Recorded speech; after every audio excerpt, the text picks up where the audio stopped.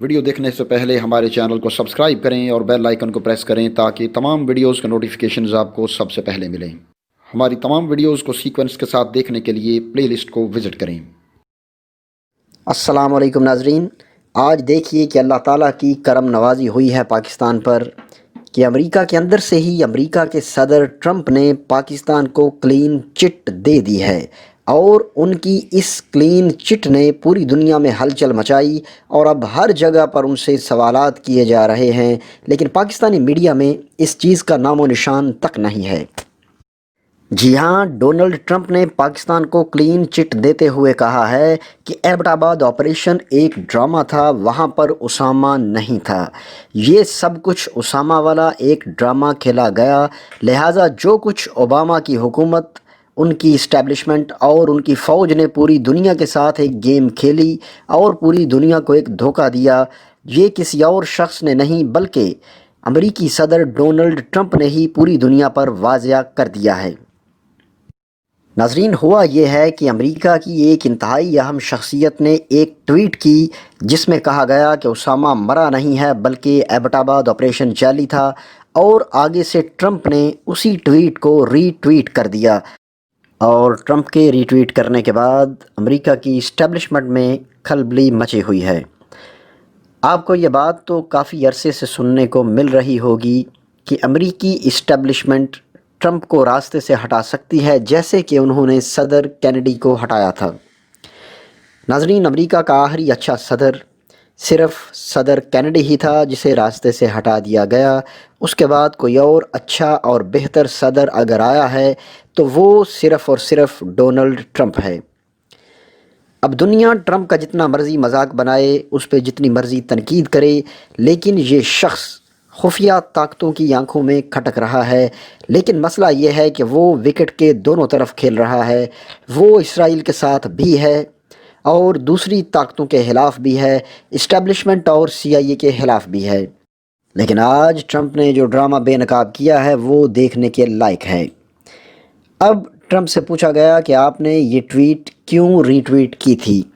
تو انہوں نے کہا کہ اختلاف رائے ہوتا رہتا ہے، میں نے دنیا کے سامنے سچ رکھنے کی کوشش کی ہے، اب دنیا اسے اپنی نظر سے دیکھے کہ انہوں نے اسے ماننا ہے یا نہیں ماننا، یعنی انہوں نے مکمل طور پر انکار کیا۔ اب آپ کو بتاتے ہیں کہ انہوں نے انکار کیوں کیا۔ سب سے پہلے آپ اس بات کو سمجھیں کہ جب 1 مئی 2011 کے بدقسمت دن، وہ دن جو پاکستان کی تاریخ میں یوم سیاہ کی حیثیت رکھتا ہے، اس دن اوباما سامنے آتے ہیں اور پوری دنیا کے سامنے اعلان کرتے ہیں کہ ہم نے ایبٹ آباد میں آپریشن کیا، اور اس کے بعد امریکہ میں جشن منایا جاتا ہے، اس میں جو بائیڈن بھی شامل تھا۔ اس آپریشن کی جو ایک تصویر سامنے آئی ہے جس میں وائٹ ہاؤس میں کنٹرول روم میں تمام لوگ بیٹھے ہوئے ہیں، ہیلاری کلنٹن اور جو بائیڈن بھی بیٹھے ہیں، کیونکہ ہیلاری کلنٹن وزیر خارجہ اور جو بائیڈن نائب صدر تھے، اور اس وقت امریکہ میں ٹرمپ الیکشن لڑنے جا رہے ہیں جو بائیڈن کے خلاف، اور وہ بتانا چاہتے ہیں کہ جو بائیڈن کتنا جھوٹا شخص ہے تاکہ اسے جھوٹا ثابت کر کے اسے شکست دی جا سکے۔ وہ بتانا چاہ رہے ہیں کہ ان لوگوں نے صرف اوباما کو دوبارہ الیکشن جتوانے کے لیے یہ سارا ڈرامہ کیا تھا، ان کی فوج کے ساتھ اوباما جا کر جشن منا رہا ہے اور یہ ظاہر کر رہا ہے کہ بہت بڑی فتح حاصل کی گئی ہے۔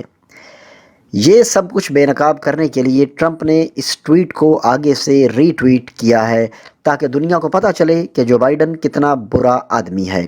اور کتنا بڑا جھوٹا ہے۔ سب کو پتہ ہے کہ اسامہ 2005 سے 6 کے دوران اپنی طبی موت مر چکا ہے، اور اس کا اعتراف بینظیر بھٹو بھی کر چکی ہیں۔ انہوں نے کہا تھا کہ وہ مر چکا ہے، لیکن اوباما کو الیکشن جتوانے کے لیے یہ ساری گیم کی گئی اور سٹیج تیار کیا گیا۔ اب سوال یہ پیدا ہوتا ہے کہ اگر ٹرمپ اعتراف کر چکا ہے کہ یہ سب ڈرامہ تھا تو پھر ہم سب کب اعتراف کریں گے؟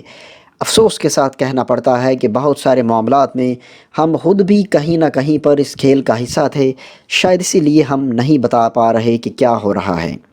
جب یہ ڈرامہ ہوا تو جنرل شجاع پاشا کی اپنے امریکی ہم منصبوں سے شدید لڑائی ہوئی، اور جنرل پاشا نے انہیں کہا کہ ہمیں آ کر دھمکیاں نہ دیا کرو، ہمارا باس امریکہ نہیں ہے بلکہ ہمارا باس اللہ تعالیٰ ہے۔ اور جب امریکہ کے نمائندے اپنی اسٹیبلشمنٹ کو لکھ کر بھیجتے ہیں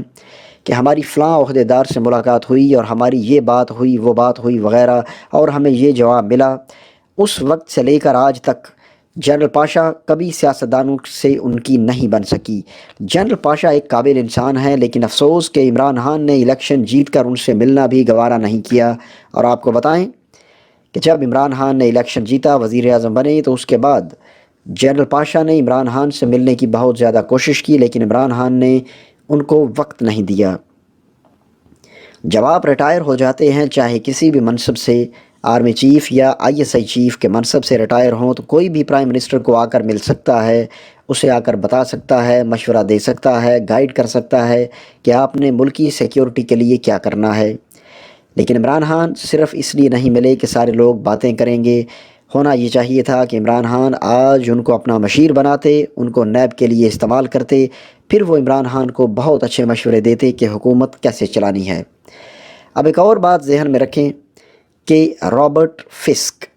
جنہوں نے اسامہ کا انٹرویو کیا تھا، انہوں نے کہا ہے کہ یہ جو نیوی سیلز کا ڈرامہ کیا گیا کہ ہم اسے ایبٹ آباد سے نکال کر لائے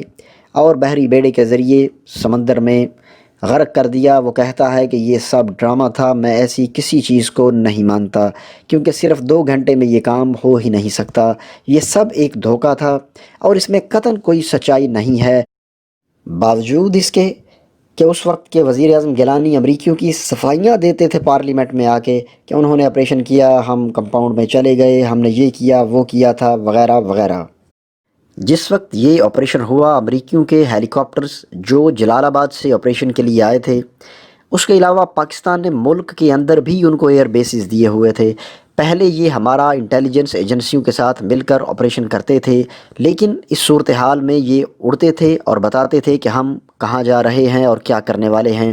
لیکن اس آپریشن کے معاملے میں انہوں نے بغیر بتائے جو پورا ڈرامہ کیا، اس میں ہمارے اپنے بھی کئی لوگ شامل تھے۔ وہاں پر اسامہ موجود ہی نہیں تھا، بلکہ وہاں پر کون موجود تھا یہ بھی کبھی آپ کو پتہ چل جائے گا۔ لیکن اس صورتحال میں جو ہوا وہ صرف ایک دکھاوا تھا، اور وہ صرف اوباما کو الیکشن جتوانے کا بہانہ تھا۔ اب ٹرمپ پوری دنیا کے سامنے کہتے ہیں کہ یہ ایک ڈرامہ تھا اور یہ پاکستان کو ایک طرح سے کلین چٹ دی گئی ہے، لیکن اب وقت آ چکا ہے کہ ریاست بھی اس حوالے سے کچھ نہ کچھ لب کشائی ضرور کرے۔ ناظرین، اگر آپ صرف اتنا پوچھتے ہیں کہ پاکستان اس سارے واقعہ پر اتنے عرصے سے خاموش کیوں ہے، تو آپ کو صرف دبے الفاظ میں بتایا جائے گا کہ افغانستان میں امریکہ نے جو شکست کھائی ہے، یہ پاکستان نے اس کی قیمت ادا کی تھی کہ پاکستان پر اتنا بڑا لیبل اور داغ لگایا گیا۔ اس سے زیادہ گفتگو نہیں ہو سکتی اس معاملے پہ، اور ہونی بھی نہیں چاہیے۔ یہ آپ کو سمجھنا پڑے گا، اور آپ سمجھ لیں کہ آپ ایک چیز خریدتے ہیں، اس کی قیمت ادا کرتے ہیں، آپ اس واقعہ کو اسی کھاتے میں ڈال لیں کہ یہ پاکستان کی بدنامی ہوئی، کیونکہ دنیا نے پاکستان کو کہا کہ یا تو آپ ساتھ ملے ہوئے ہیں یا پھر آپ نااہل ہیں۔ 2 ہی کام ہو سکتے ہیں، یا تو آپ کو پتہ نہیں تھا، یا پھر وہاں پر اسے آپ نے ہی چھپایا تھا کہ امریکی آئے اور اسے لے کر چلے گئے۔ لیکن ہم نے اس میں کیا کام کیا ہے؟ پاکستان نے 2011 کے بعد امریکہ کو خدا حافظ کہہ دیا، اور پاکستان بڑی حد تک امریکہ کے کنٹرول سے نکل چکا ہے۔ اب پاکستان کا جھکاؤ روس اور چین کی طرف زیادہ ہے، اور امریکہ کو اسی بات کا بہت زیادہ غصہ ہے۔ آپ کو یاد ہوگا جب ایران کے جنرل قاسم سلیمانی والا معاملہ ہوا، تو کیا امریکہ نے پاکستان سے وہ ایئر بیسز دوبارہ نہیں مانگے ہوں گے؟ جی ہاں، بالکل، امریکہ نے وہ ایئر بیسز پاکستان سے مانگے تھے، لیکن پاکستان نے کہا کہ کسی صورت بھی نہیں دے سکتے۔ اب پاکستان چائنا کے ساتھ مل چکا ہے، ہمیں اس کا کافی فائدہ بھی ہوا ہے، ہمیں ڈرونز ملے، اپنے جہاز بنائے، لیکن امریکہ نے تو F-16 کے پیسے لے کر بھی ہمیں جہاز نہیں دیے تھے۔ یعنی کل ملا کر کچھ چیزیں بہتر ہوئی ہیں، لیکن آج آپ دیکھ لیں، اگر ٹرمپ اس بات کی وضاحت کر رہا ہے کہ وقت آ گیا ہے ہم بھی کھل کر بات کر دیں کہ وہاں پر اصل میں کون موجود تھا جس کے لیے وہ آپریشن کیا گیا تھا۔ ناظرین، انشاءاللہ ایک وقت آئے گا، اللہ تعالیٰ پاکستان کو ایسی قیادت دے گا کہ پاکستان اٹھ کر امریکیوں کی آنکھوں میں آنکھیں ڈال کر کہے گا کہ اس رات تم نے جو کیا تھا وہ اصل میں یہ تھا، اور اس کی حقیقت کیا تھی۔ اس کے بعد اس واقعہ پر کتابیں بھی لکھی جائیں گی اور بتایا جائے گا کہ جنرل حمید گل کی بات کیسے سچ ثابت ہوئی۔ انہوں نے کہا تھا کہ پاکستان نے افغانستان میں امریکہ کو امریکہ ہی کی مدد سے شکست دی ہے، اور آج امریکہ جیسے شکست کھا کر بھاگ رہا ہے، یہ اصل میں اس کی ایک قیمت تھی۔ لیکن ٹرمپ نے ہمیں اس کی بھی کلین چٹ دے دی، تو ہم اس پر اسے بھی سلیوٹ کرتے ہیں۔